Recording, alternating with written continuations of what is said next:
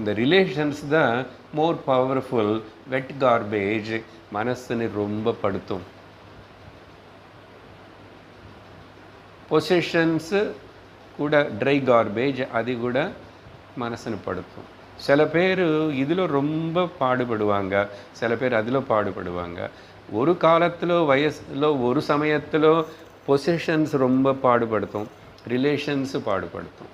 இப்படி மாறும். இதெல்லாம் கடைசியில் இவன் ஒரு சாலிட் பர்சனலைஸ்டு ஒரு பர்சன் ஆயிடுவான்.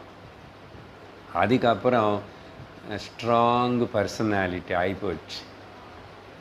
எந்த ஸ்ட்ராங்கு ஒரு பர்சனாலிட்டி கிரியேட் பண்ணாமல் வாழ முடிஞ்ச ஆத்தியாத்மிக வாழ்க்கை. தெரியல சார், இப்போ தான் இதெல்லாம் கேட்குறதுனால நான் ஆல்ரெடி அப்படி வளர்த்து வச்சிருக்கேன். Egoistic strong personality with my என்னுடைய தனிப்பட்ட